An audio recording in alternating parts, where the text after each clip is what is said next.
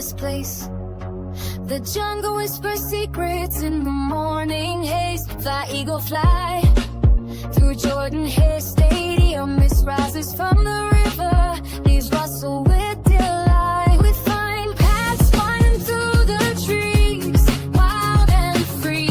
Birds sing their songs, a symphony of light. In what eagles soar, the tigers roar tonight. Welcome to the jungle where the wild is our guide. The crowd awaits.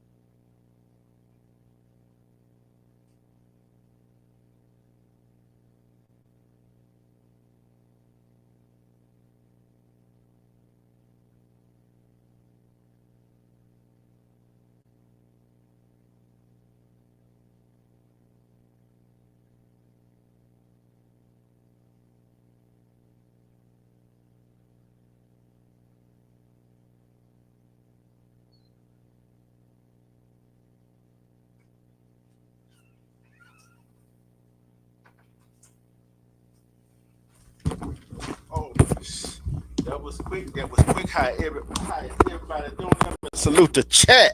Let me salute the chat. I gotta put these on right quick. Let me put these on right quick. Okay. Okay. Let me salute the chat right quick. Let me salute the chat right quick. Hold on. Who we got in the chat? Respect to Edward. You knew Renra. Who else we got? TK Guns. Jatana Peach Queen, what's going on? I'm going to tell you this. That game, you could throw records, how they played the first 5 games. You could throw that out the window when it comes to these two teams. You can throw that record out the window. You can throw it out the window. This is a rivalry game. This is a rivalry game. Right, and I'm going to talk a little about that Texas A&M game.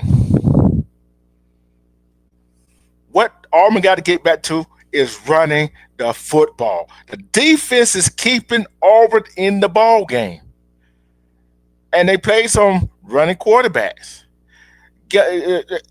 Granted, Gardner Stockton is good, and DJ Jerkin is a good defensive coordinator. Is a good defensive coordinator. And I got to give Georgia credit. They have beat us from pillar to post the last few years. And it is about time that gets stopped now. Because Auburn don't win Saturday. They out of the playoff race. And I'm going to tell you, Auburn wins Saturday. Them and Georgia are tied, right? With 2 conference losses, 2 losses. Remind you, Auburn lost to 2 ranked opponents. Long them two ranked opponents play well. Long Texas A&M, Oklahoma keep playing well. Long Baylor keep playing well. It's gonna look good on them. If they when Auburn win the remainder of their games. Let's say Auburn goes 11-2. Georgia goes 11-2. They gonna get some kind of consideration for the playoff. What's that, says Jazz and Talks? They gonna get some kind of consideration for the playoffs. And I'm gonna go ahead and tell you, some Auburn fans, y'all know y'all want to try to get rid of Hugh Freeze, all right? I don't like the play calling either. We want to slam noon with respect to you, my brother. I want to tell you what I feel like they got to get back to, running the football. You're a head coach. You're an offensive coordinator, right? You got to play. You got to play to your quarterback's strength. You got to play to his strength, and his strength is RPO. Oh, they got a shot, Slam. They got a shot. They got a shot. they got a shot. They got a shot. They got a shot, Slam. I got to tell you, Georgia Tech got a shot. It's gonna be a heck of a game at the Mercedes-Benz the last game of the year. It's gonna be a heck of a game. But Hugh Freeze has changed up the offense, where he kind of like I ain't gonna say simplified it, but it gonna play to Jackson Arnold's strength, which I think more coaches should do that. That's what Gus does. He plays to his quarterback's strength. Instead of the player adjusted to the plays, why don't the coaches? I don't said it before. Amanda, you've been on here. I don't said it before, right? Why don't coaches adjust their offense to the players they got, to their strength? It works. Gus proves it works. But I think Auburn got whatever. I think the sportcasters, the media folks, got it, and Hugh Freeze was hearing them say, "Oh, we don't know what they can do when they pass the ball. They ain't pass the ball. They ain't shoving it down the field, whatever." I think they got in the head. He got away from what got them the first big win. Run the ball. I don't matter if it's 1 or 2 or 3 yards. You got to stay ahead of the change. Got to stay ahead of the change with Georgia. That's the one thing you got to do with Georgia. You got to stay ahead of the change. Play to your strength. Don't worry about what they're going to do on defense. They're going to do what they're going to do on defense. Just run the ball. You had to. I haven't seen. We had 20 rushes last week. It was a balanced attack. But guess what? You passed the ball when you shouldn't have been passing the ball. You should have been running the ball. So I said, stick with the run. Don't come out trying to pass the ball. Run the ball. And with the defense, I wouldn't change nothing on the defense. Let the defense play like they playing. Respect to you, Armando. Salute to you. Salute to everybody in the chat. Salute. I'm going to say this. I think the game plan. Now, what you're saying is what y'all should have did against Oklahoma and Texas A&M, okay? Because they're more susceptible to the run. Mm-hmm. But Georgia, our D-line, we're built to stop the run. Kirby preached that all off season. Stopping the run.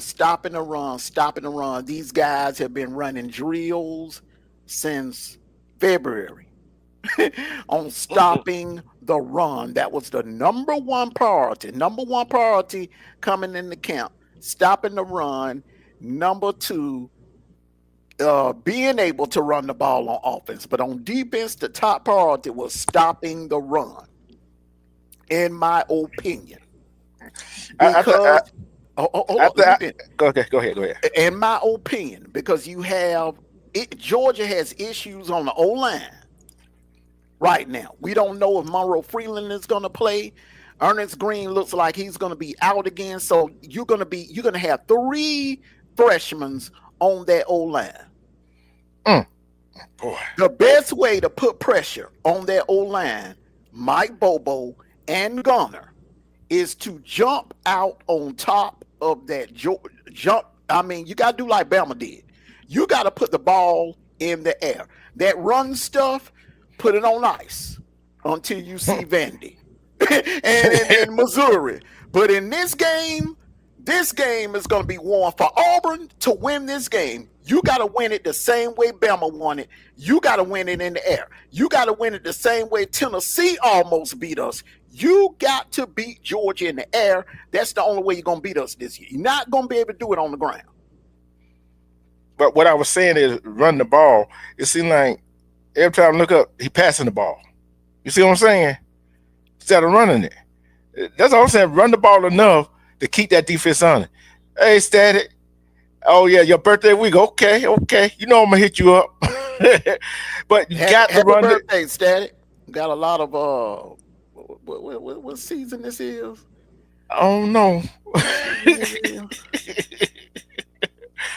I had no idea. Not Virgo, but what's the other one? God, you a Virgo?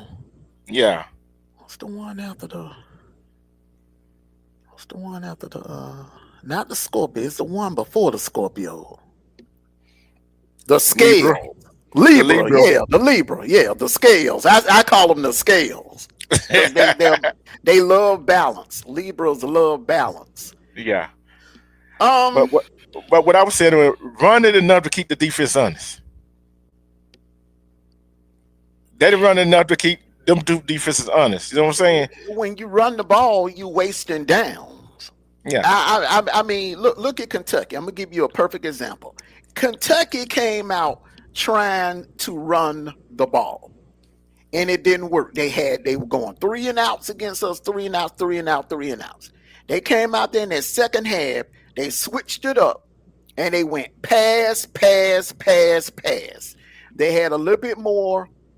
They had a little bit more success because the thing about it is, Daniel Harris is out. He has some kind of muscle tissue issue. So on that other side of Dalen Everett is you got 2 young players, Damani Jones and Ellis Robinson. Ellis Robinson has been struggling. If those of you that's been watching I seen that. Yeah, he has been struggling, man. He got torched in Tennessee. He got torched by Ty Simpson. You know, and the caliber of receivers that if it was a situation, man, when y'all did not have elite receivers, I would say, yeah, run. Try to beat them on the ground. Your situation is totally different from Kentucky. Y'all got some athletes on the outsides. Simmons, you got Coleman, and you got Singleton. And you got that tight end. You got Brandon Frazier, then you got Horatio Fields. Yeah, y'all got a fleet of receivers, man. Look, I'm gonna be honest with you, man. I would do what Ryan Grubb did. Come out and spread out that Georgia defense and put like 3 or 4 receivers in. Do like a jumbo package and run screens. Run screens all night. That's what Ryan Grubb did, man. I think I know what they're gonna do though. I think I know what Auburn gonna do. He kind of like he tailored the offense to fit Jackson Arnold's strength, like both RPOs where he can roll out run pass option, the quick releases passes to get it in the hand of the playmakers. I think they're going to do, and I think you're going to agree with me on this right here. It's going to be hard for both teams to run on each other. Respect Monique Hill, McAllister. It's going to be hard for Georgia to run on Auburn. It's going to be hard for Auburn to run on Georgia. Yeah, that's what I'm saying. It's going to come down to who this game is going to be won in the air. You know what I'm saying? You know how like I always say, wars are fought in the air, but they're won on the ground. This one right here is gonna be won in the air. It's gonna be fought on the ground. You know what I'm saying? It's gonna be mono Yeah. and mono on the ground, but Yeah. this game is gonna be won in the air. And it's gonna come down to one thing I seen from Georgia that Auburn do pretty good, and Georgia got to tweak a little bit. The open field tackling. You see what I'm saying? You got to get both teams got an open field tackle. You see what I'm saying? They got to get them open field tackle. Because if you don't look, I'm gonna say it. If we don't feel open field tackle on Georgia receivers backs, they're gonna be yards out the catch. If Georgia don't do the same to Auburn, they're gonna be yards out the catch.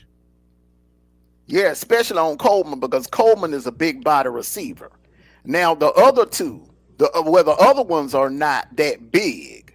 Y'all don't really have that girth, that size like an Auburn team normally would. Like back in the Chisnick days, and Gus always recruited big body receivers. But Hugh Freeze is kind of different. He likes them smaller and faster. Where on the other side, now what Georgia is trending on recruiting big size. You got Kobe Young, you got Noah Thomas, you got Dylan Bell. We got some big receivers, man. Landon Humphreys is a big dude. You know what I'm saying? So then now you got to worry about Elias Williams. Williams, that freshman, that dude like what, 6'10", 6'11". That kid is huge.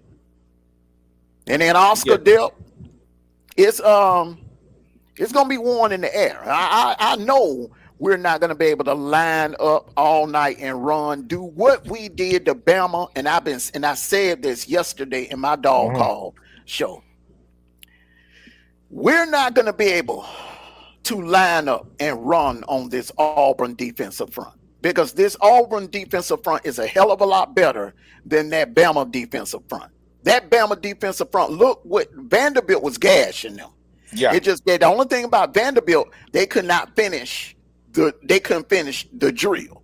They couldn't finish the drill. But see, Auburn is different. You got to your quarterback is gonna have to be able to make reads down the field. You're gonna have to get into that secondary. That's the only weakness in this Auburn defense that I see, is the back end of that secondary.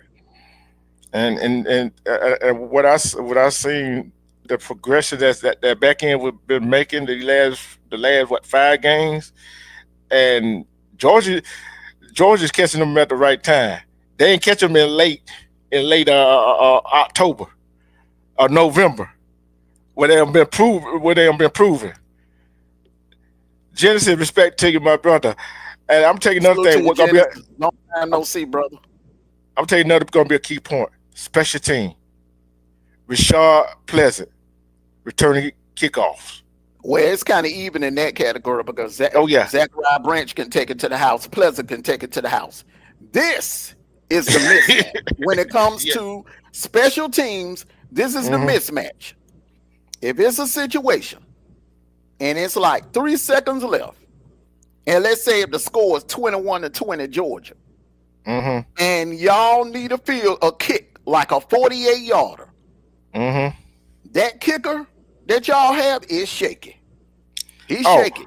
Ours, Woodring, he'll hit from 50. He hit from 55, damn near 60 yards. If it came to that right there, no, that one had that intestinal problem. He gonna be out there kicking that field goal. Yeah, but he's not a long range kicker. His range is 50. 48 is within the range. But that's would you trust that though? I trust him. I trust him better than the other one. The thing about it with that kid, okay, so when you kick in long range with that internal issue like that, you know what I'm saying? That ain't like, put it like this, man. It ain't. If I'm an Auburn fan, I'm not as confident as I was like 3-5 traditional Auburn kickers. This is a different situation. This is not a traditional Auburn's special team situation. Because a field goal, man, back in the days, an Auburn kicker was automatic. You knew if they needed to drive the ball, man, it was a time, man, all they had to do was get the midfield on you and kick the winning kick. Hey, but I'm gonna tell you, this Matt Phipps kid, he before that happened, we would have won some of the ball game last year. We would have won some of the ball game last year. Because he hardly ever missed. I know, but the thing about it is, man, even let's just say scratch that situation.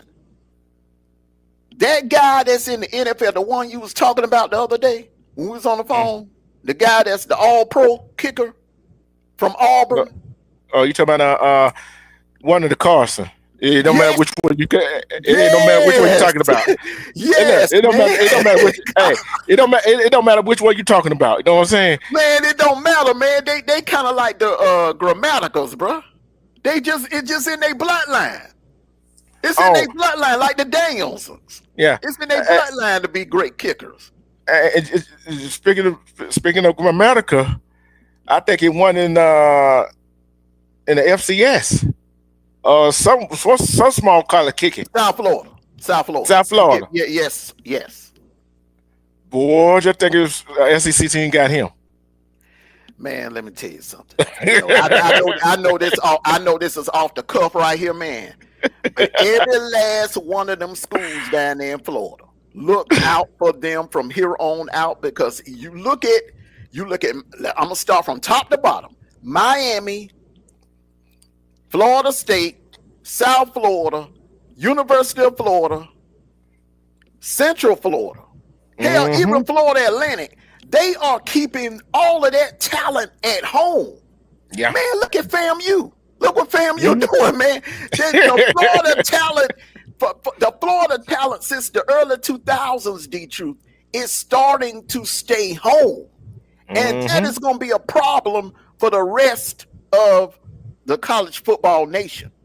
If those schools are able to get keep the talent at home, man, it's going to be hard to go in there and recruit from this point forward. Now that Miami is doing what they doing, man.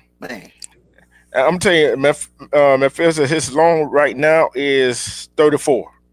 So I think he can go for 48. He ain't missed yet this year. I think that trust. I know what you said with that right there, and he trying to get that weight back.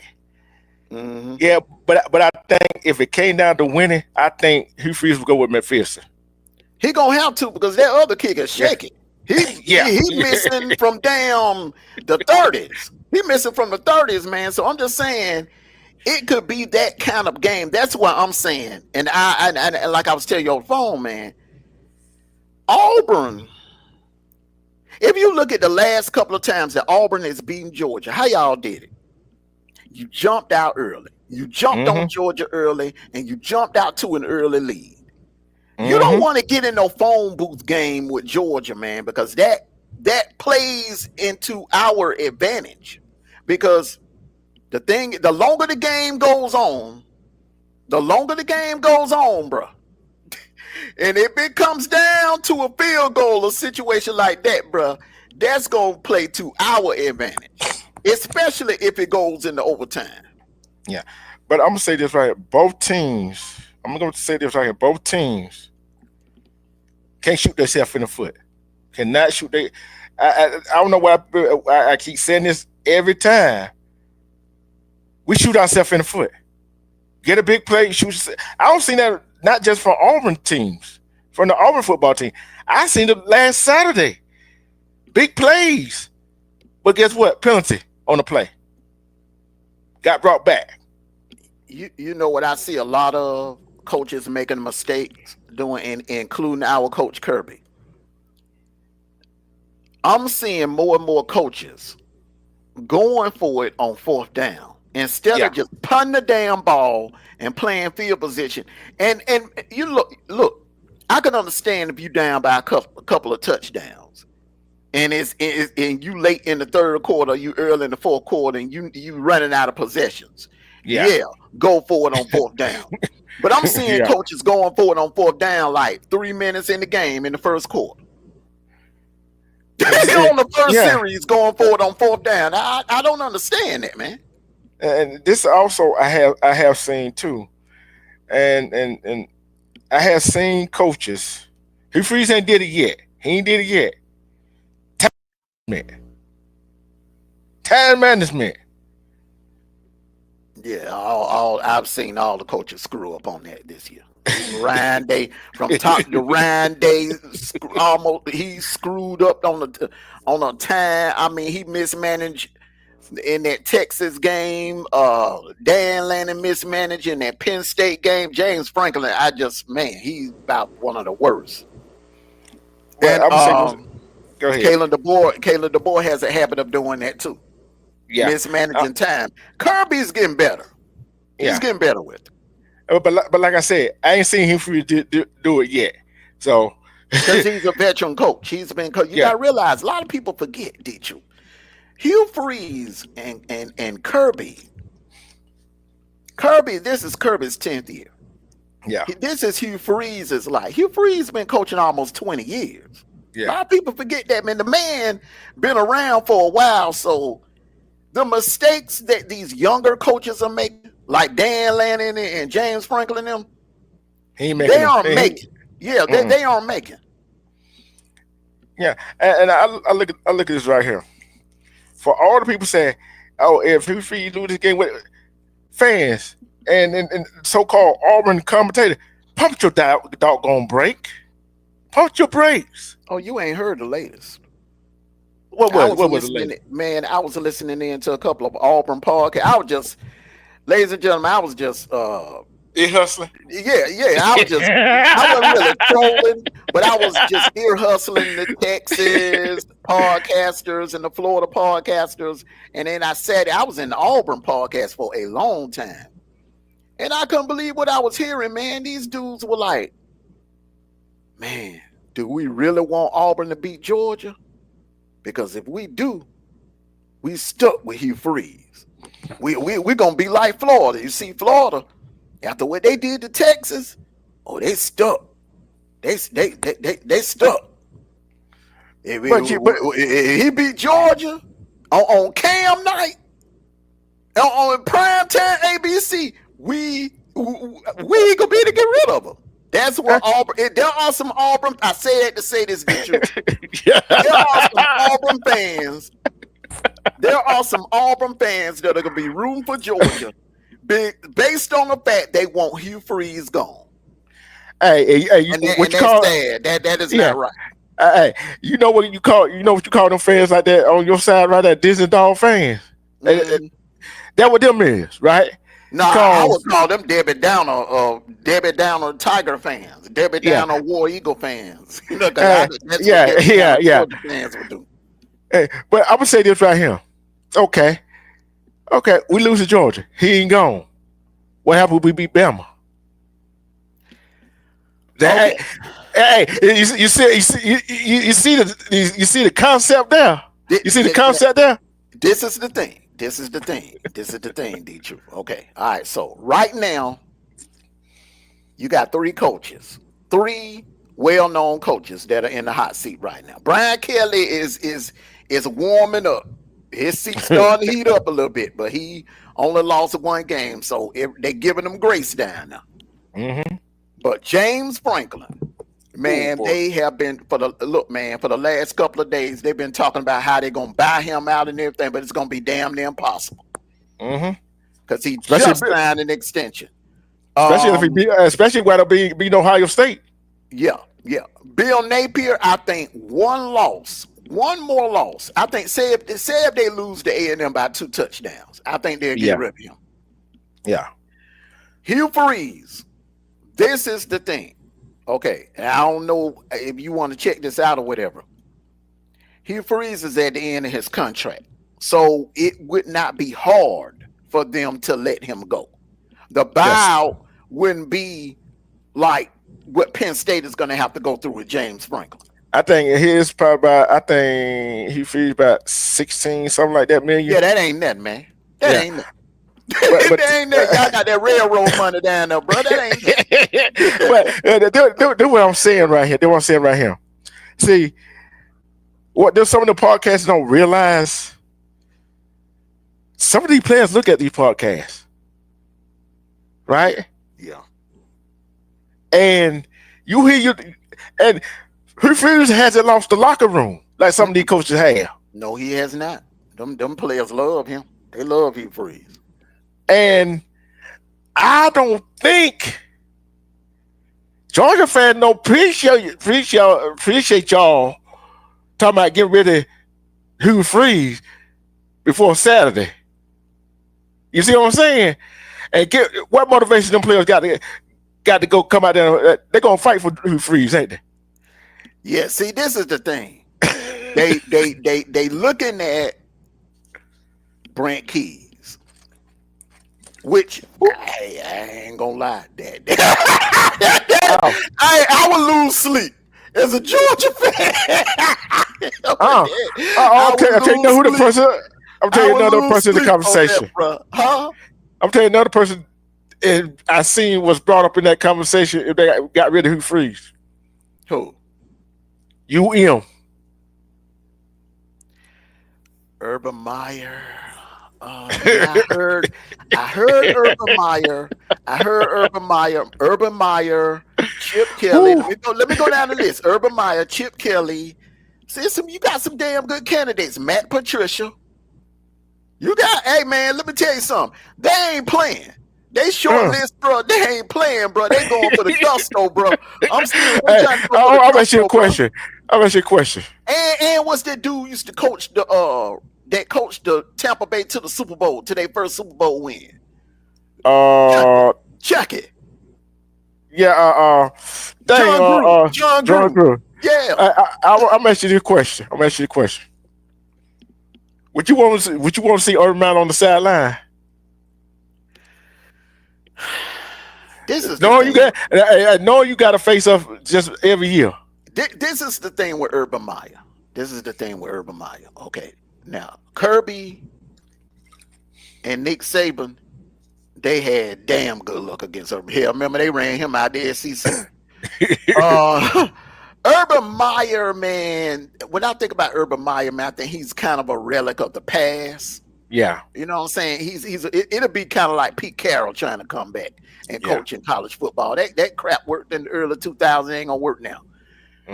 But Brent Keys, oh man, I would lose sleep over that. Brent Keys to a big program like Auburn, oh, that'd be a problem for the rest of the SEC, especially if he bring Buster Faulkner with him as the OC.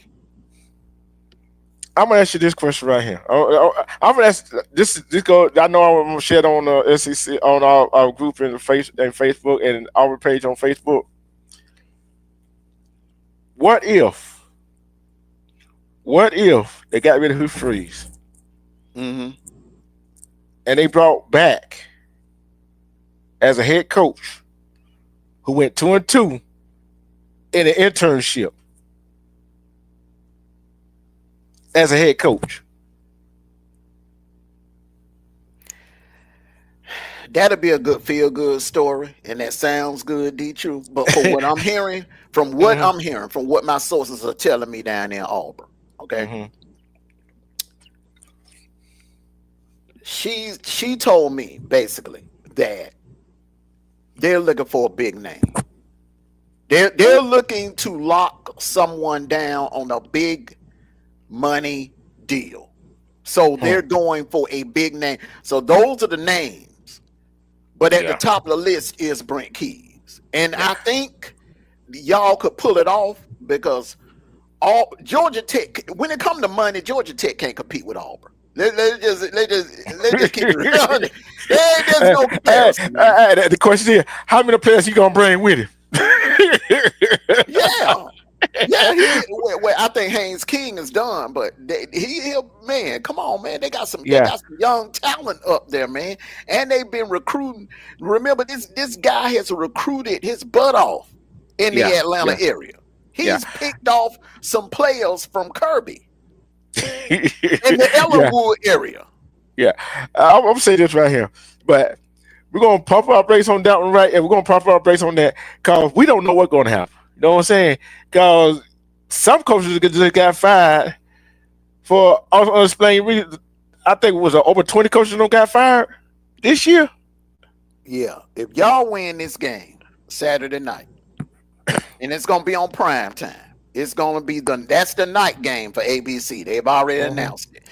Game day, I don't know. I think game day is gonna be there because I'm checking out. Keep talking. I'm gonna check it out. Because don't Kurt Herbstreit and they call the primetime games.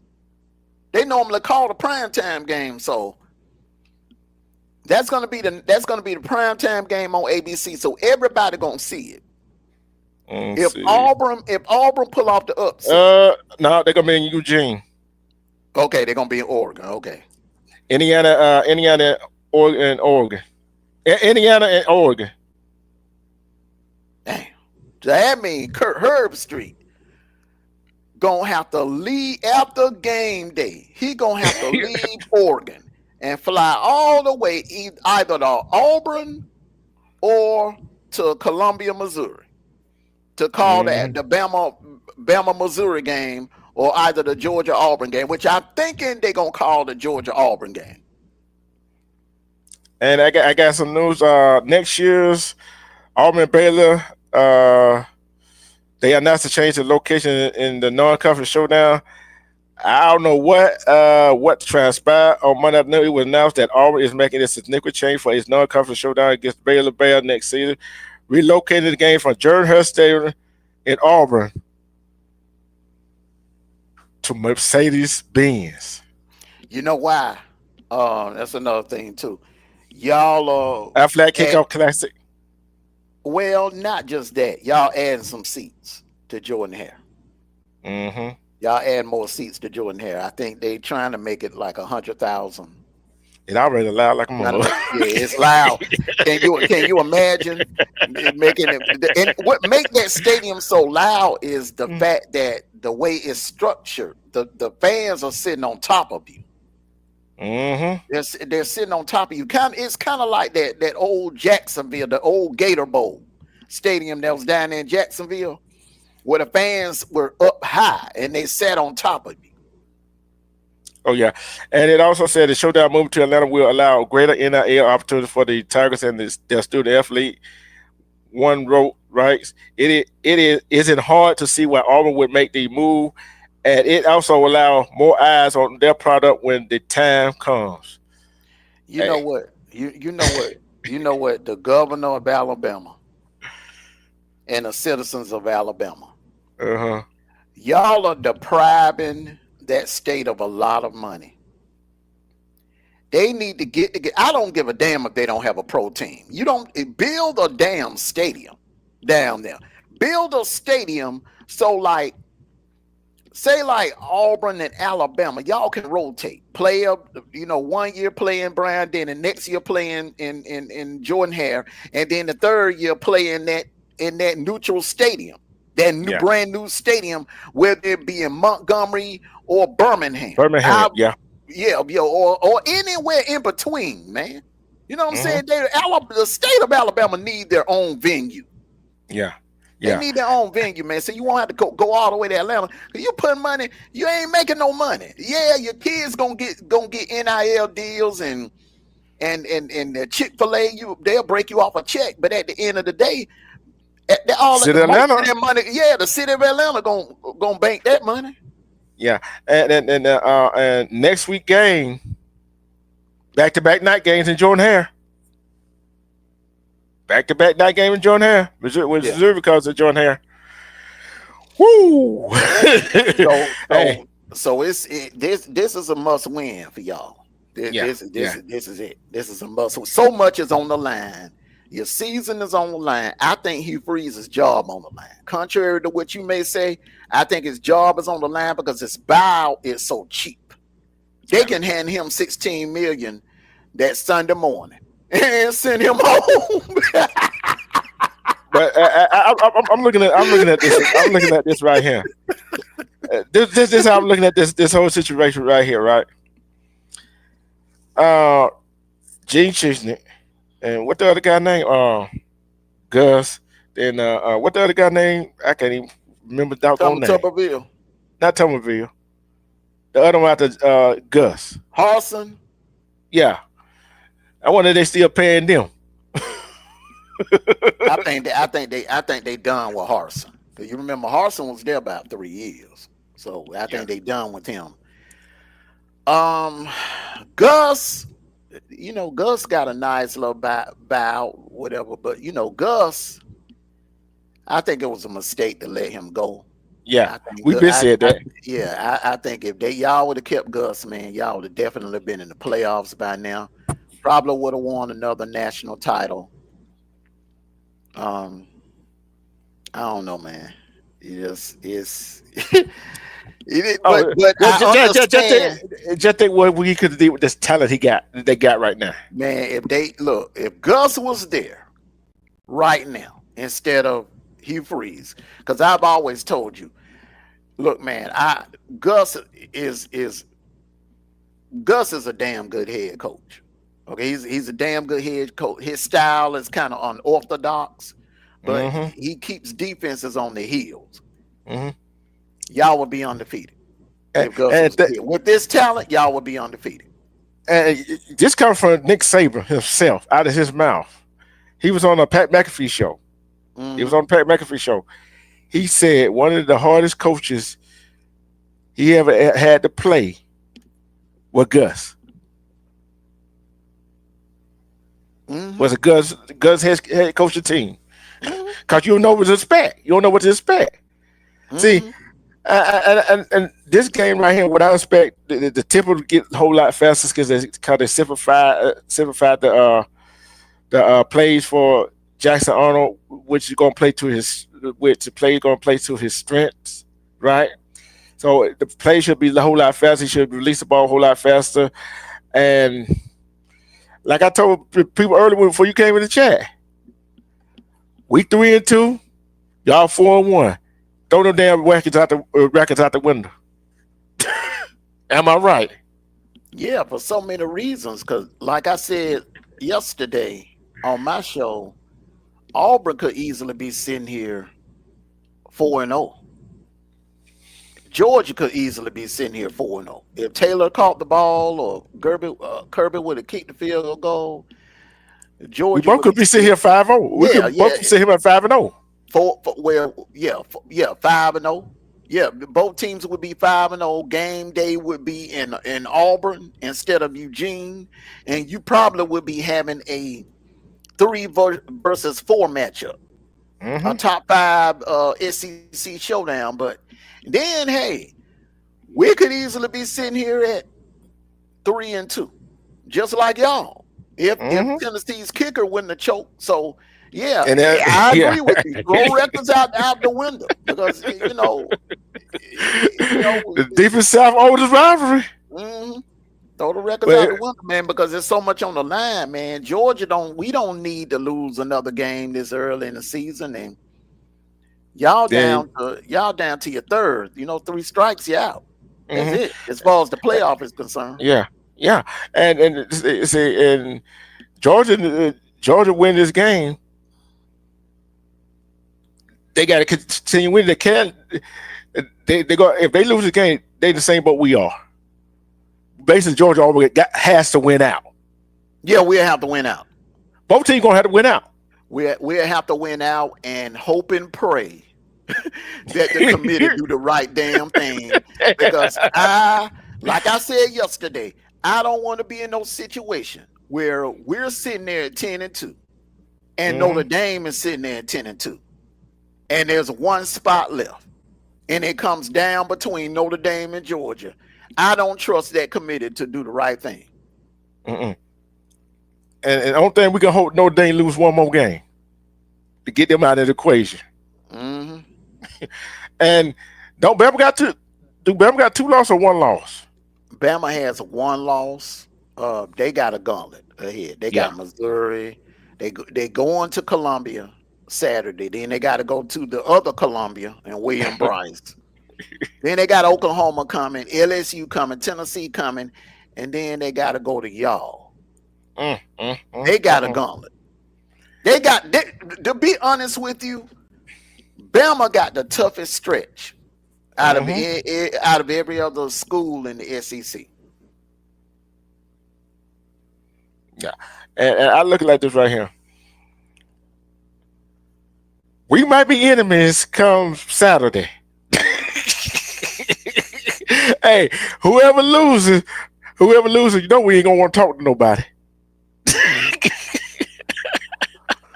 I'm gonna put. You know what, man? I'm gonna put it like this, man. I'm gonna put it like this. It's because y'all have so much seasoned talent on your team. You got a seasoned quarterback that has started in the SEC before. You got seasoned vets on both sides of the ball. You were expected to make a run for the playoffs this year. This is probably the best team Auburn has had. You got to go all the way back to maybe like 2019. This is the best team Auburn. Yeah, this is the best team Auburn has had. We knew coming into this year that, and I said this before the season even started, we knew this was going to be a rebuilding year for us. This was going to be because we got 38 true freshmen on this roster. The first time in Kirby's coaching history that we've had these many young players, freshmen and sophomores. So we knew this was going to be a rebuilding year. I'll say this. If it's going to be any year to get us, this is the year. This is the year. If y'all can't get us this year, you damn sure ain't going to be able to get us next year. Because next year, that's going to be a super loaded team. Super loaded team next year in 2026. I'm going to say this right here.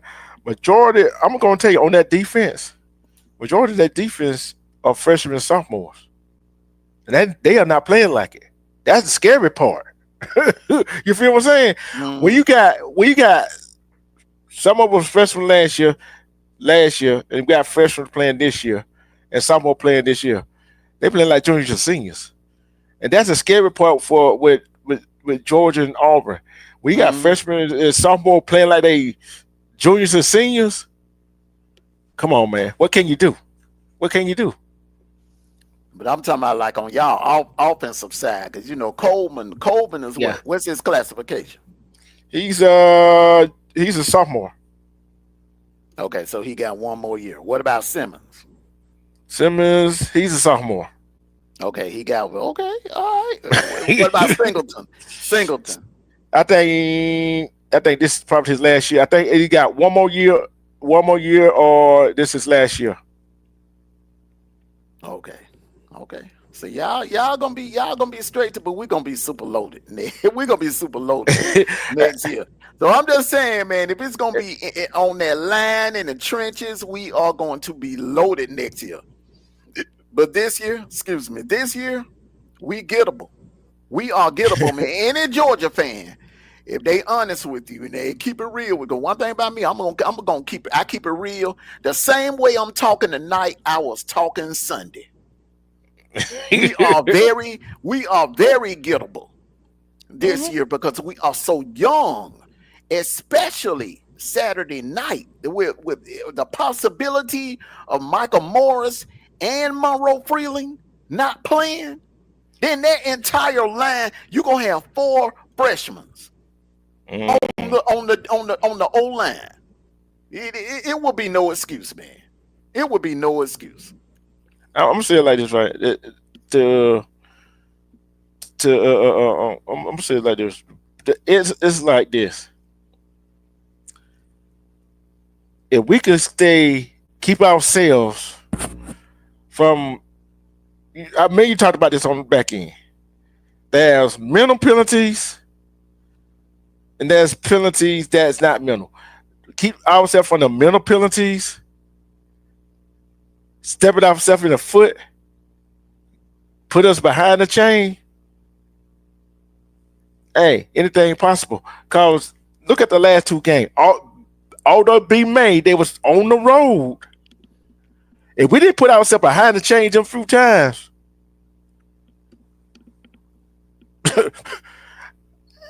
look, we had a possibility to win the game. Although we still had a chance to win that ball game, but take away all them doggone penalties, shooting ourselves in the foot. Yeah, the ball was just bouncing funny last year. The ball bounced funny last year, and it seemed like when Hugh Freeze had us on the ropes, he just they in that fourth quarter, man, it's like Auburn switched up and they started calling plays that didn't make sense. Yeah, because I was saying to myself, like, why are they doing that? Why would they do? Y'all bailing us out. But really, honestly, last year, Auburn kind of bailed Georgia out because y'all had us on the ropes.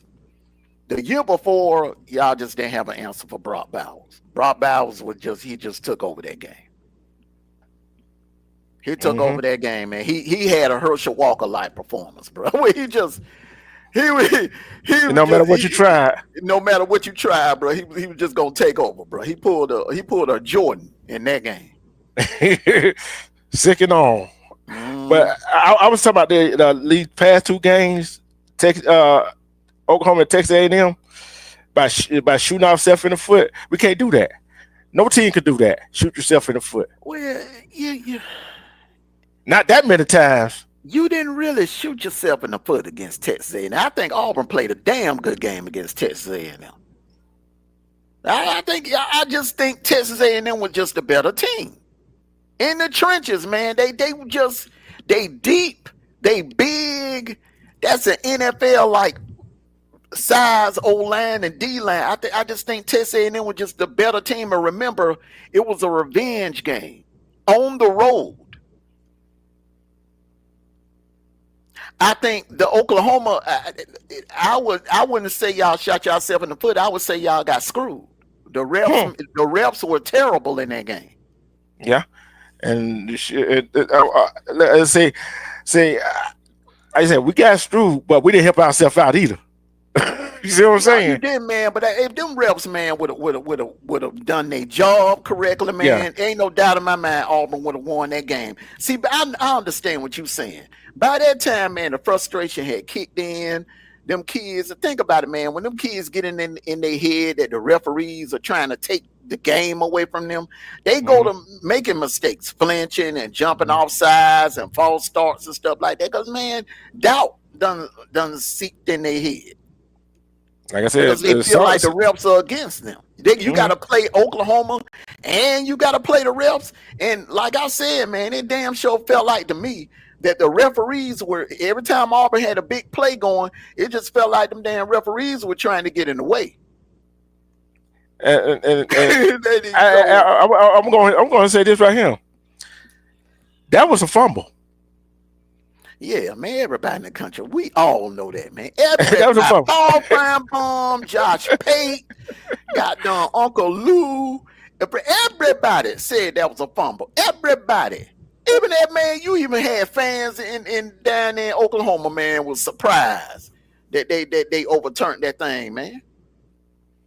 I'm like, what the, and with that being said, and I can't take that away from our players, bro. They come out and play. They play hard. And what we lost by 3-1 game, 7-1 game, whatever. And I feel bad for them, know what I'm saying? Especially that game. Especially how hard they came out and played. Come on, man. What can you tell a student athlete, a young man after a game like that, bro? Only thing I would say is about, like, man, Jimmy Johnson made the quote of the century after that Catholics versus Convicts game when they got screwed.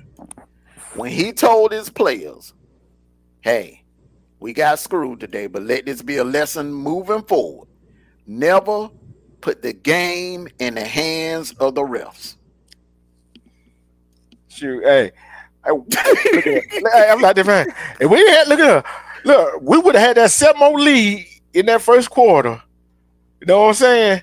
And it was like that. It's like shut down. Like it would have had basically with that right there. On that next series, when y'all got the ball on offense, there was a play where I think it was Simmons, wide open touchdown, nobody around him, and Jackson Horner missed him. Yep. Yeah. He threw to him like that. And I'm gonna tell people who gonna watch the replay later. Cause a man is wide open.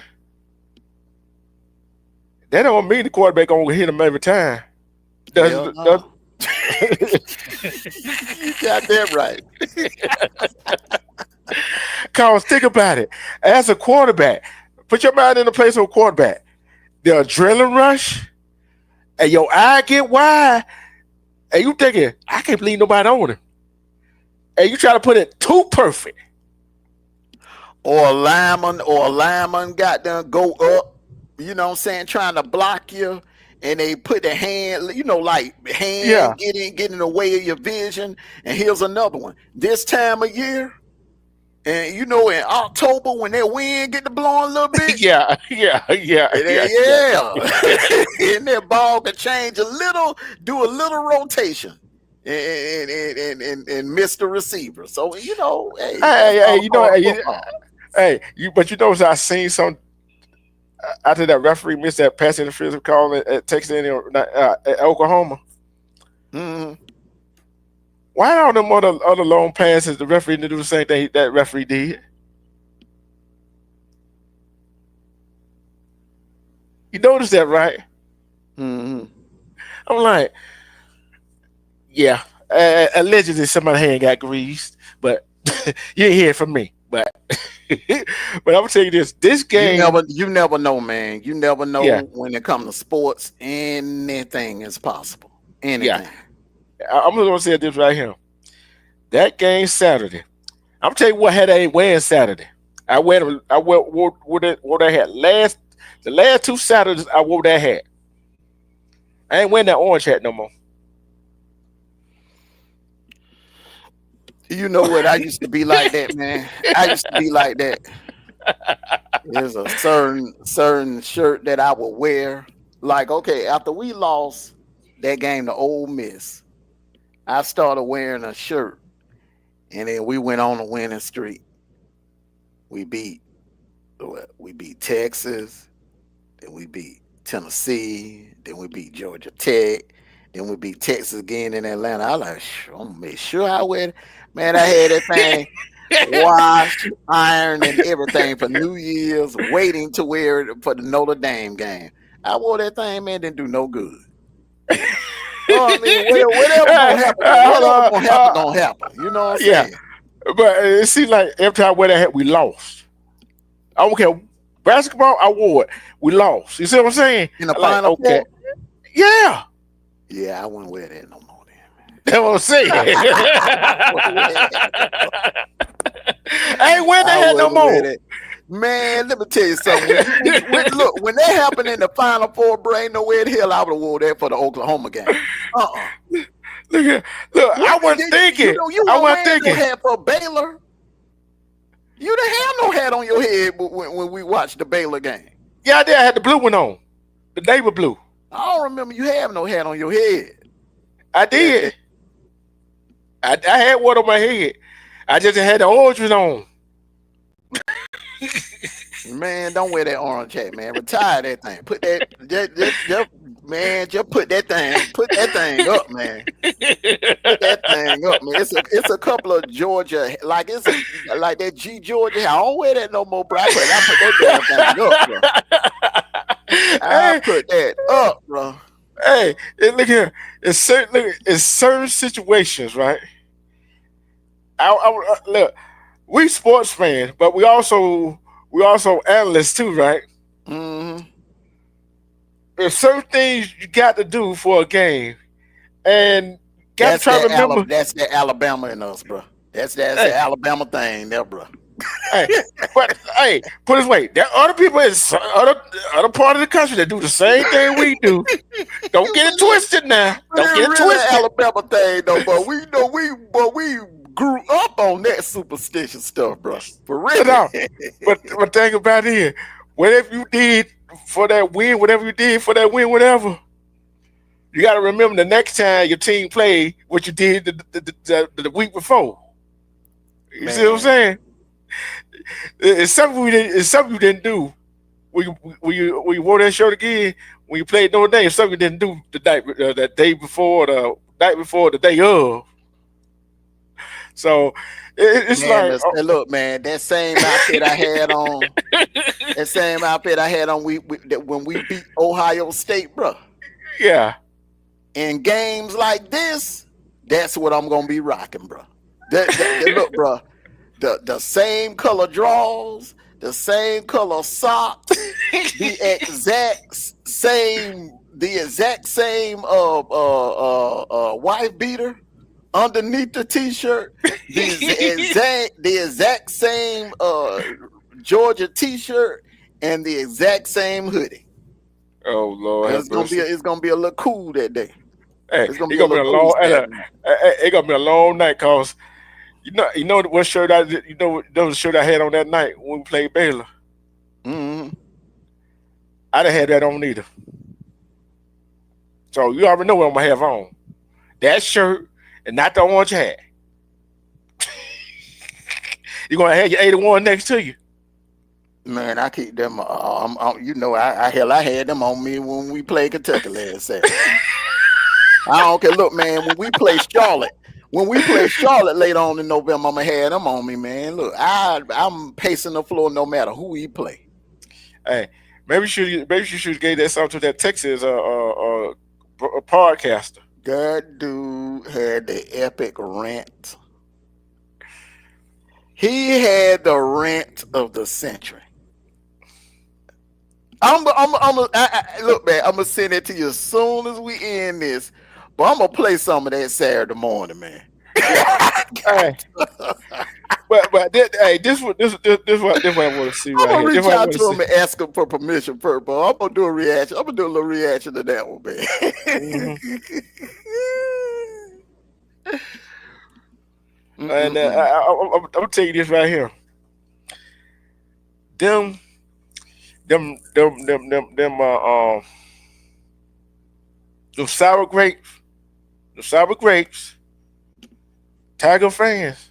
I'm talking about the sour grape Auburn fans. That's who I'm talking about. All y'all did was give them kids some inspiration to go out there and play harder. Yeah, cause they know this is they know this man's job is on the line.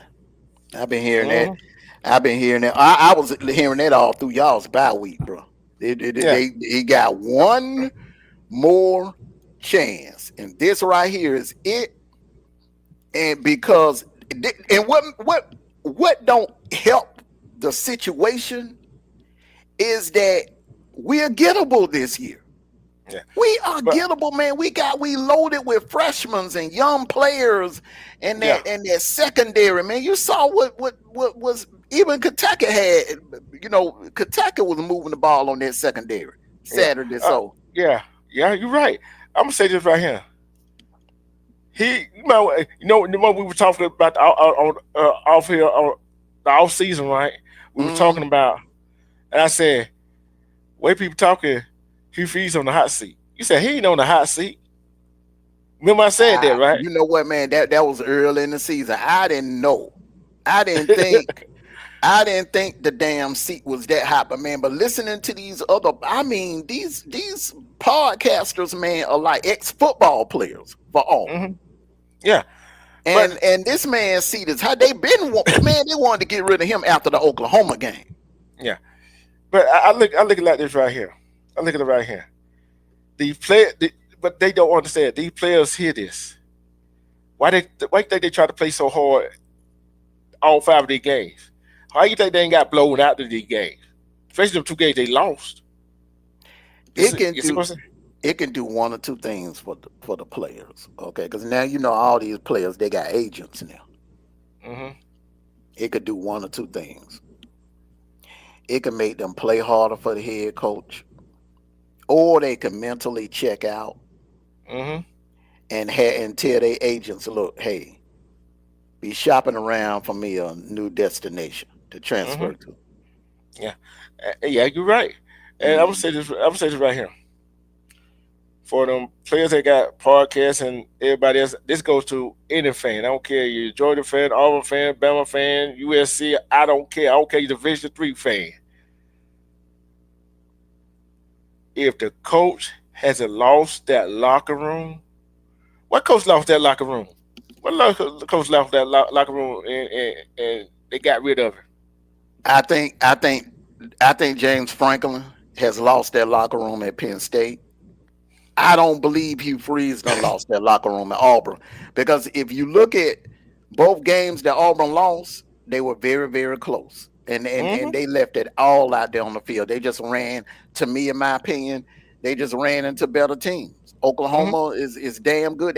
Oklahoma ranked in the top 5 for a reason, Mm-hmm. and Texas And, A&M ranked in the top 10 for a reason. and look up how many yards they put up on them other teams. Hmm. And look how many yards they put up on, especially on the run. Look how many yards they got on the run. And what did you hear all about when before they play Auburn play Oklahoma? Matia, didn't you? Hmm. Shut him down. And you heard about Marcel Reed. Can they do that to Marcel? Shut him down. Hmm. So I look like the fan. Loans to see what I'm afraid they get rid of Hugh Freeze. Say let's just play hypothetical. Auburn lose to Georgia, they get rid of Hugh Freeze. And got what was it, 3 games, I wouldn't six. waste no time going after Brent Keys. You got to get Brent Keys.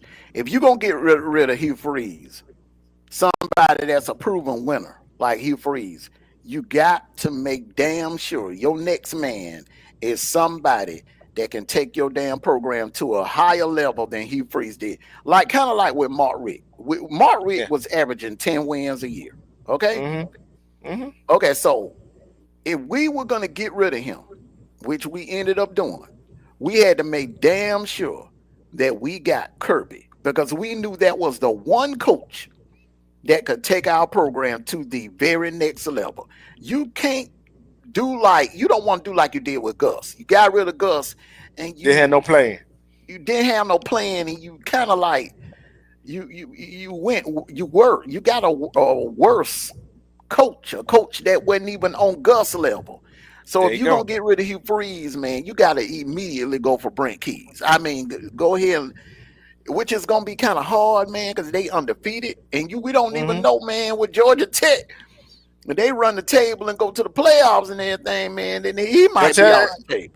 because Georgia Tech might throw it like, hey, here you go. You see what I'm saying? They ain't gonna be And able to compete. They ain't gonna be able to compete. I know, but I was saying, I already know that.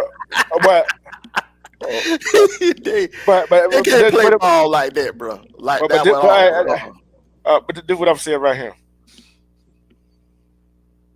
Then you might get some players. Say you bring in another coach, right? And that player like Hugh Freeze and one of the star players.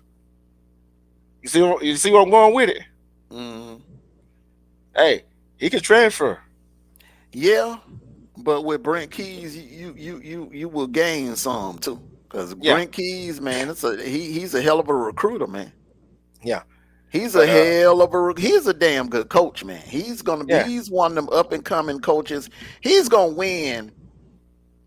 He's one of them coaches, man, that I'm predicting. Like when Urban Meyer remember when Urban Meyer was at Utah, and we just knew, man, that man gonna win some national titles yeah, later on in his coaching career. I'm saying that about Brent Keys. This man, wherever he end up at, he gonna win some national titles. yeah. But these players, forecasters, whatever you want to call them, they played in the SEC, right? They played in the Hmm. SEC. Any get set in the SEC, anybody can get beat, right? Of course. It's a Yeah. gauntlet. It's a gauntlet. You see Mm. what I'm saying? It's a gauntlet. It ain't easy to go undefeated in the SEC. It ain't easy lose to just one game. It ain't easy to just lose to two games. You see what I'm saying? It's not. It ain't nothing easy about the SEC. Ain't never have been. What? Just think. They might wait till the end of the year to get rid of Hugh Freeze. But like I said, they lose to Georgia, 3 losses, right? What if they go 9-3? And that night win be against Alabama? Do you get rid of it? Man, them fans don't want to hear that because they Hey, know the third loss, you pretty much mathematically out but guess what? because Hey, because the chances I could see Penn State losing 3 games, but the chances of Notre Dame, you gotta look at it now. The way it's looking, D True, Notre mhm, Dame is gonna be either the 11th or the 10th seed. 12 is going to the group of 5. So we know yeah, that. So mhm, the 11th or the 10th seed is going to Notre Dame because right now they start off 0-2. So if they run the table, and it come down between a 10-2 Notre Dame team and a 3-loss SEC team, they're gonna give it to Notre Dame. yeah. But what I was saying is, what I'm saying. Let's say Bama got 2 losses, right? Mm, We got 3 losses. Coming to that game, we got to try to spoil Bama season. I don't And think Hugh Freeze, he'll make it that far, bro. oh no, If you see what I'm saying? say if y'all lose to us or the Mizzou or the Vandy, I don't think he will make it that far. The only way that he'll be around for that Iron Bowl, y'all gotta go in there with 2 losses. I'm just telling you from what I'm hearing, bro. I'm Yeah, just telling you, man. Yeah, that man's seat is an inferno right now. yeah. It is hot, dude. It is hot. It's sizzling. But you know what? It ain't gonna matter what coach that comes after him. They always gonna have this burden to live up to Gus. You see what I'm saying? You feel what I'm, see where I'm going with it? If you don't live with that expectation, Gus took him to 2013 to the national championship game, the last BCS game, championship game, right?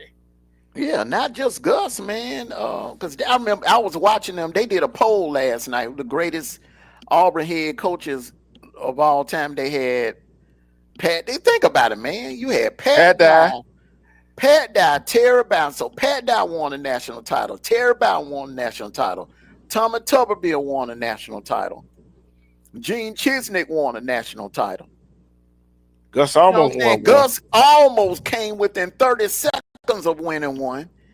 And that's a tough act to follow, bro. It ain't just about Gus, man. I know. That's what I'm saying. Yeah, man.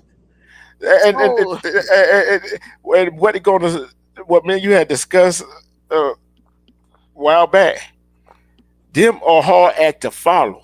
See what I'm saying? Sometimes you got to get the right players in that position. You got to get the right players in. See what I'm saying? We didn't have that. We didn't have Jack Jackson on last year.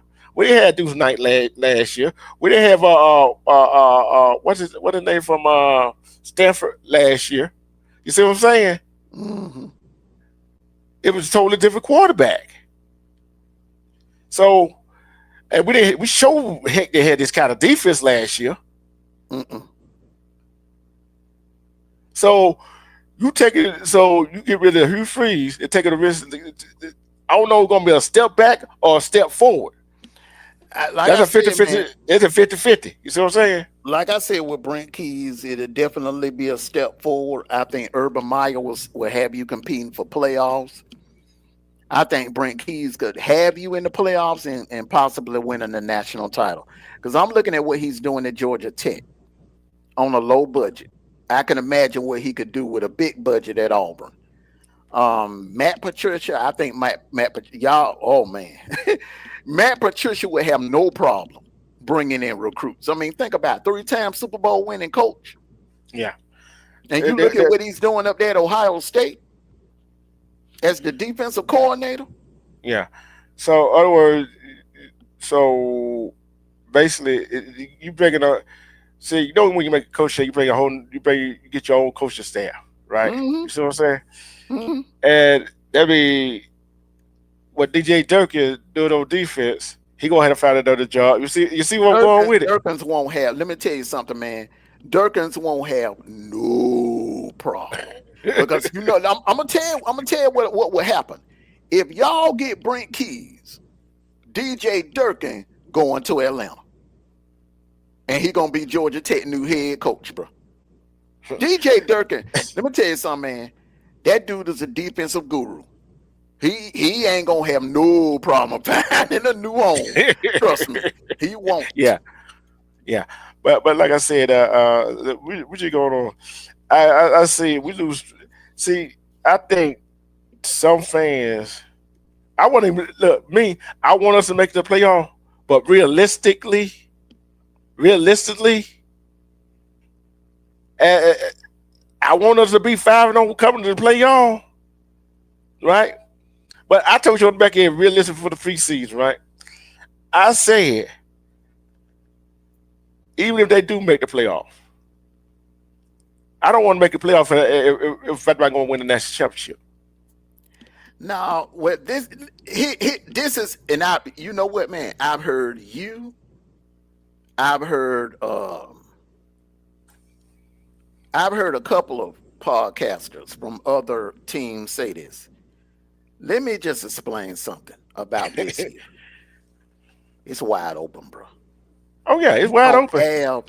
You don't have no dominant team like you had last year.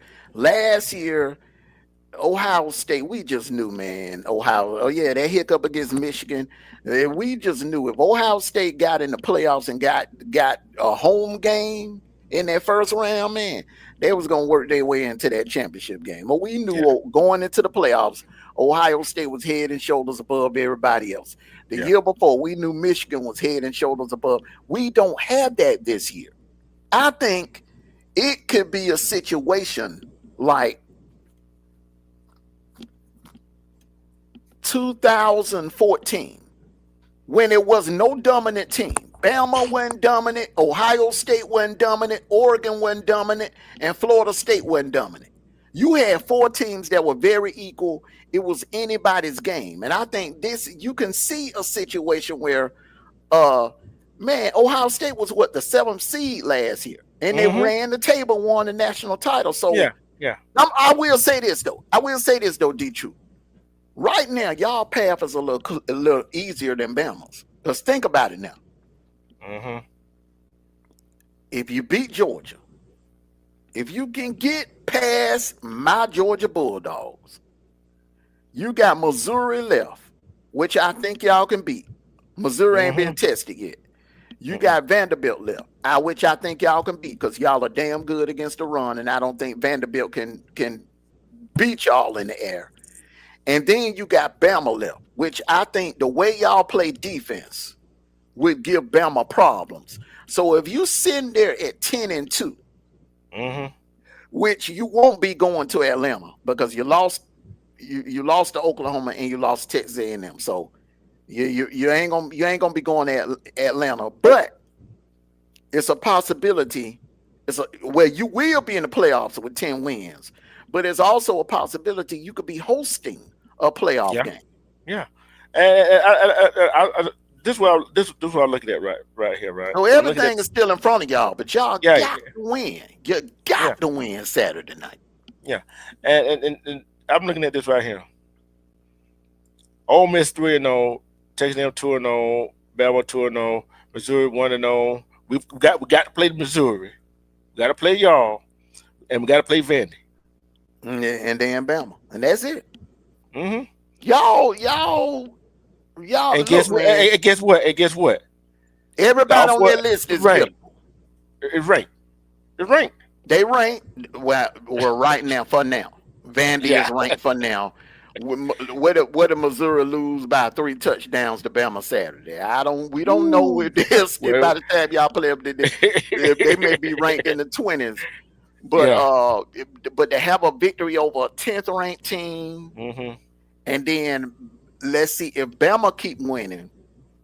And this is what Auburn needs. Y'all really need Bama to keep winning. Because the higher Bama is ranked, that helps y'all. That boosts your resume up. Yeah, and I'm looking at Bama's schedule. They got Missouri at Missouri this Saturday. They got Tennessee coming in, which ain't gonna be an easy task. Got to go South Carolina. Got to play LSU at home. Got Oklahoma at home. Well, East Illinois, that's an easy win for them. Then they got to go on the road. See what I'm saying? They got a rough path, bro. They got rough. They Who? got a rough. Alabama. Yeah, they got the toughest. They got the toughest road to the playoffs. And then the worst thing that Bama could have did was lose a non-conference game and Yeah. lose to Florida State, because see, Florida State done lost 2 games and they That don't dropping look in the good. polls. They Hmm. dropping in the polls, bro. If they mess around and lose like 1 or 2 more other games, man, that's gonna kind of, yeah, man. Bama got to run the table, man. They got to run the table. Hey, I would say this right here. I'm kind of somber about this game coming up against Georgia, because I guarantee you the players know what this game means. I know Georgia players know what this game means. Mhm. I know you know, and I know for some of the fans that don't know, Auburn wins the game, Georgia lose. We they y'all we be 1-2 in the conference. What y'all record be in the conference? Well, overall we be 3-2, We'll three and be three, doing. We, 4-2. if we lost, we would be 2-2. If we won, we would be 3-1. Yeah, but overall we be 4-2. Mhm. At both teams, both teams had to Well, run the table, yeah, yeah. and running the table in the SEC is not easy. It It's can be not done. easy. It's not easy. But what I would tell my Georgia fans is, if we did lose this game, I wouldn't panic, because we have Ole Miss at home, which Kirby rarely lose 2 in a row. As a matter of fact, he has not lost 2 in a row since his rookie year as a head coach. Um, we got Ole Miss at home. We got Texas at home. We got Florida in Tampa, so that's a neutral site, and we got Georgia Tech in the Mercedes-Benz Stadium. Yeah. Luckily, this year you would much rather have that game in the Oh, this is Benz at a neutral site than to have it at Bobby Dodd.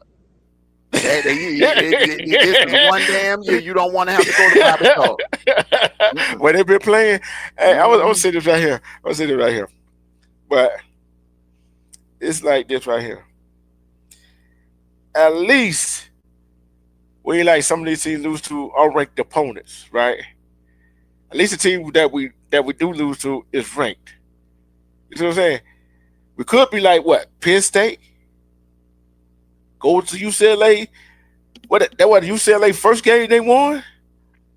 Yeah, I think Penn State done, bro. Because not only do they have to play Ohio State, but they got to play Indiana. Mm-hmm. And I don't think Penn State team could beat Indiana, man. Indiana's playing on a whole nother level. Indiana is not that this Indiana team is not that same Indiana team from last year. It is Mm-mm. not. This damn team is a threat. This Indiana team is a threat, man. For real. Mm-hmm. And you know what? I'm gonna. I say this for the Saturday kickoff show, right? But the Illinois and Ohio State game, Ohio State better be careful. That's all I gotta say. That's Yeah, all I got to say. yeah, yeah. And Oregon got to be careful of Indiana. They Ooh. they definitely got to be careful with Indiana. The thing, this is the worst case scenario for Oregon. They cannot, and I mean they cannot fall behind in that game to Indiana. Mm-mm, mm-mm, mm-mm. And I don't like this right here.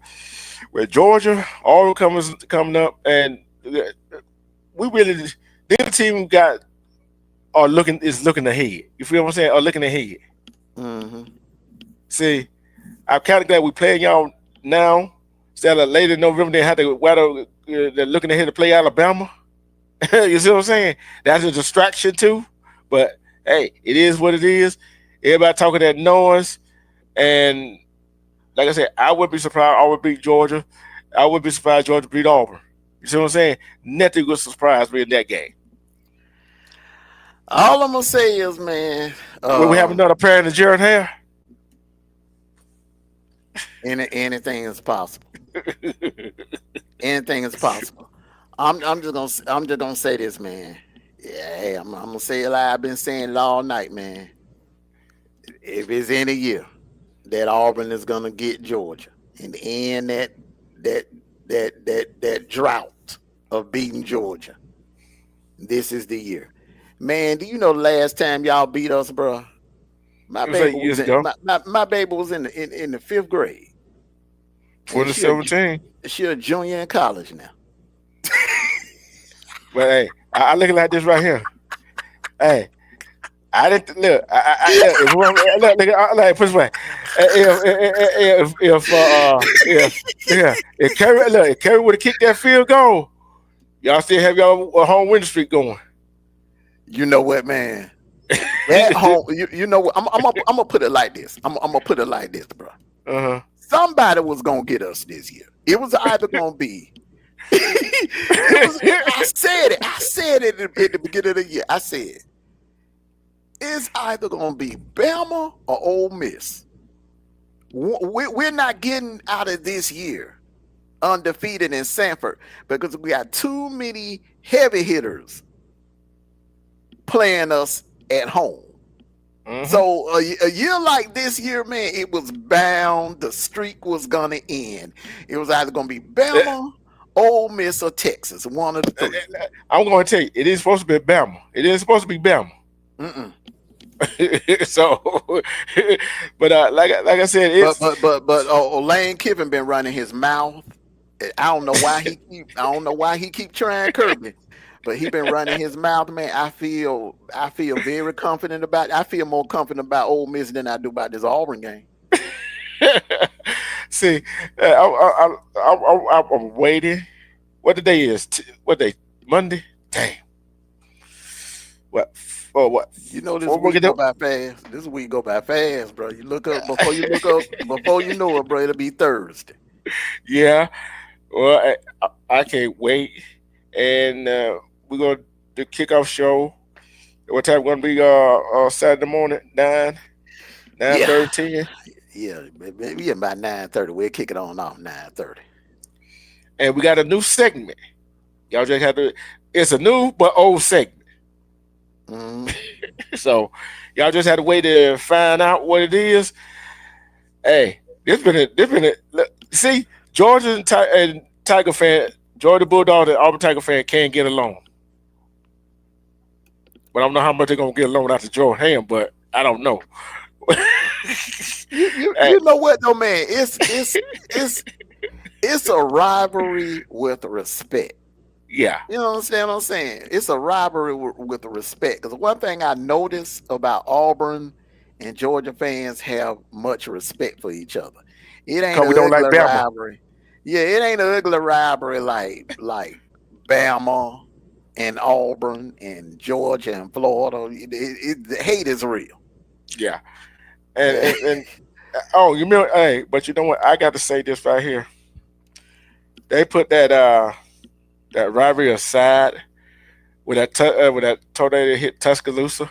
Mm-hmm. Auburn players, Auburn fans, Alabama fans, Auburn players put that aside. They came together to help that neighborhood, help that community, and I Mm. love that. I love that.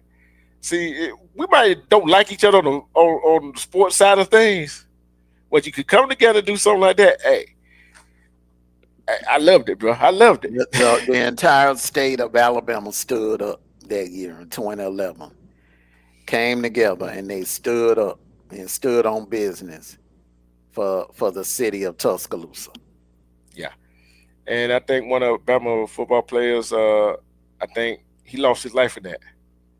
Hmm. But hey, but guess what? There ain't gonna be no love lost coming that last game of the year, though. The saddest story. I was watching the documentary on that. The Hmm. punter, it was a backup punter for Bama. Yeah, When when the sirens went off, him and his girlfriend yeah, and their roommate and his fiance, they all went in the bathroom. got in the They went in the bathtub. bathroom, and he was saying that his girlfriend was shaking and she was scared, and she was saying, "I don't want to die, I don't want to die." And then the punter, the young man, Hmm. told her, said, "Oh, just hold me tight. I'm not gonna let you go. You know, I got you, I got you, I got you, I got you." But when the impact hit, Hmm. it was so strong.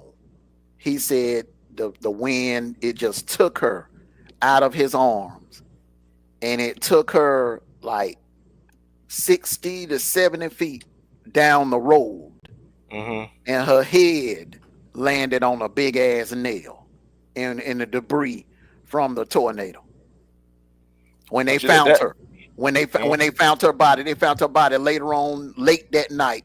Him and the roommate and his fiance was cool, but they were walking around looking for his girl, and they found her later on in a search party. Found her later on that night, head on a nail. A nail went through her head. And you know what? And that right there, situation like that, I don't care what situation that is, it makes you reevaluate life. Yes. Yeah, and Yes. that's why when we say what we say at the end of our lives, we mean what we say, and it is because life. Just think how tough life is. It got to go on. It got to go on. And I'm gonna do another live. It's not gonna be a sports live. It's gonna be an open mic live. Wednesday gonna be Wednesday night, and Mm, I got some story for you. mhm. It gonna make you cry, gonna make you mad, gonna make you angry. You have all kinds of stuff going through your head. But that's for another show. But hey, bro, I'm looking at this score right now. Kansas City and the Jaguars, 14-14, bro. Going to the third quarter, bro.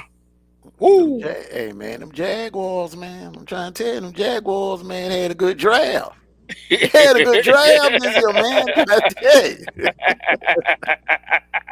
They had a real Hey, good draft, man. yeah. And you know what, bro? I think we're gonna try to save up to go to get in the Mercedes Benz, bro. First game Mhm. next year to the Mercedes Benz. I gotta get in there. I gotta get in there. Oh yeah. Gotta get in there. Oh Yeah, yeah. but in the last words, shout outs. Somebody got to cuss out or anything. Well, In a in a dog fans, you gotta just get on, go hey at man, I'm gonna save that for tomorrow for the dog call. it. But man, this year going by fast, man. We are like, man, we in week 7. Okay, we are in week 7, man. This how fast this year going. I'm telling you, man, just like my bro just said, man, life is too short. You got to enjoy it because the days are getting shorter and shorter and shorter, and the days are going by fast, man. It just seems like yesterday we were doing a pregame show going into Labor Day weekend. Here we are in week 7 in early October. Mhm. We are past the midway point of the season. May the best team win. Both teams need this. We need it. Y'all need it. It We is need it crucial worse. for y'all. It is The- crucial for y'all. But man, Yeah, man. Both teams need it, but Auburn's back is against the wall. They're at home. They're coming off a bye week. It's Cam Newton jersey retirement night. All all signs point to Auburn pulling off the upset, man. But hey, my dogs are very resilient. All signs pointed to Tennessee beating us, but it didn't happen. Tennessee was coming off a bye week, and same scenario. May the best team win. Hope pray that that every player gets through the game, safely and without any without any injuries, and we have a good game and a good clean game, and everyone enjoy the rest of your Monday night. And for those of you that are going to be watching the playback, make sure you hit that like button, share, and subscribe to my brother's channel because the content over here is insane. You get it all: sports, news, love, relationship. You get it all. We are Yeah. package it all in one stop shop. So everyone, peace and blessings, and don't forget Saturday morning. Tune in over there on the sports channel Saturday morning for the kickoff show. It's loaded. We got a loaded roster. I mean, we got some games this weekend. So this Saturday morning kickoff show, I'm looking forward to. Yeah. And another thing I heard, that halftime show for the Auburn Georgia game, they say it's gonna be off the chain, bro. They say it's gonna be off the chain. Yeah, because they honoring Cam Newton. That, in my opinion, the greatest player, the greatest athlete to come out of the University of Auburn. And yes, I don't give a damn who get mad when I say this. Cam Newton, Cam Newton, he took Auburn to a level that Bo Jackson couldn't take him. So hey, that man took that 2010 team on his shoulders and led them to a national title. Bo Jackson had a squad around him. He had Lionel James, Lil Train James, and Tommy Agee, and Randy Campbell, and all of them, Trey Gaines and all of them, Pat Washington, Brent Fullwood. Bo Jackson had a Robin. He always had a Robin. All 4 years he was at Auburn, he had a Robin. Man, Cam Newton didn't have no damn Robin. He didn't have no Robin. Cam Newton was Superman. He was so low, that low. But I tell you, that what I heard, neon lights and all that stuff, just said I forgot what some parents, some professors, and some electronics gonna be used in that, and you already know that light show gonna be off the chain. Mm-hmm. Boy, when that fourth quarter hit, that swag surf, you already know they're gonna be hit.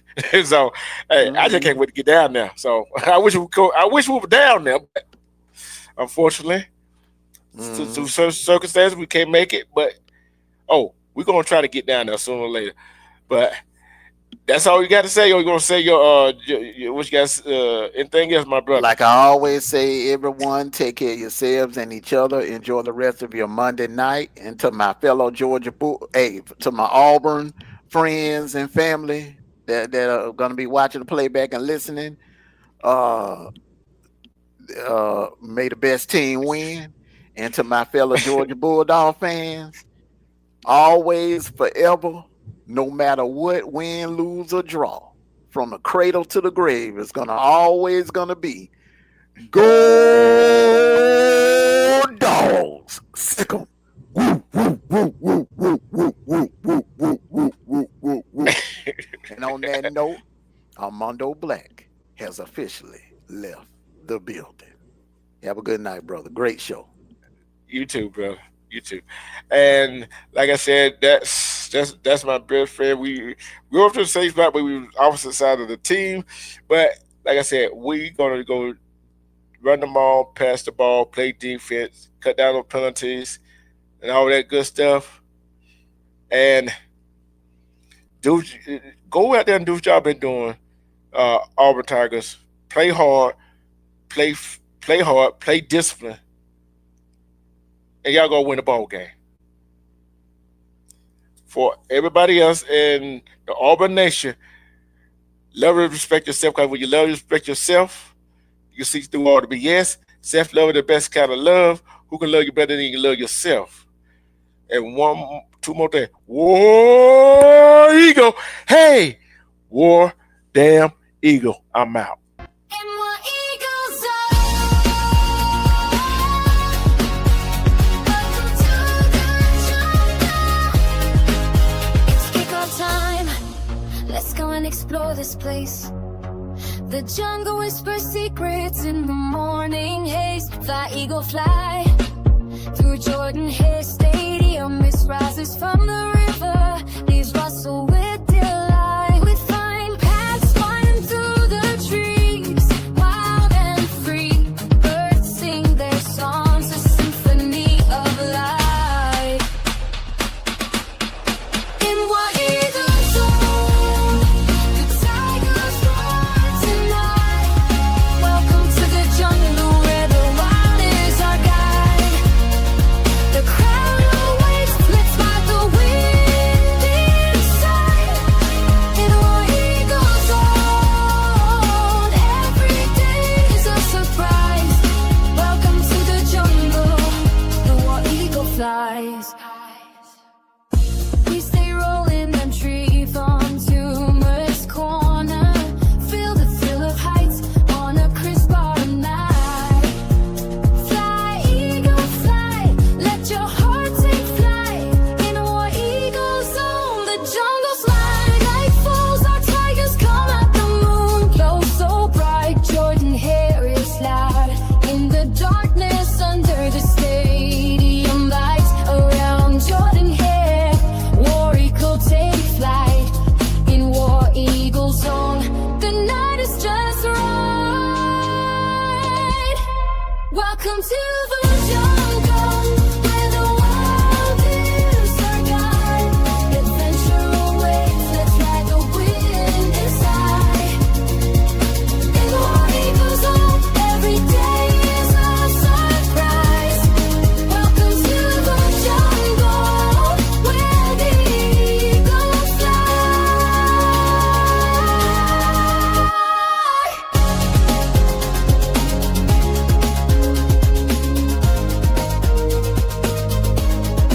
Let's enjoy the show, the football talk, the thrill with every step. The jungle's magic will feel no need of fear, for here you'll find the truth. In War Eagle song you'll feel alive.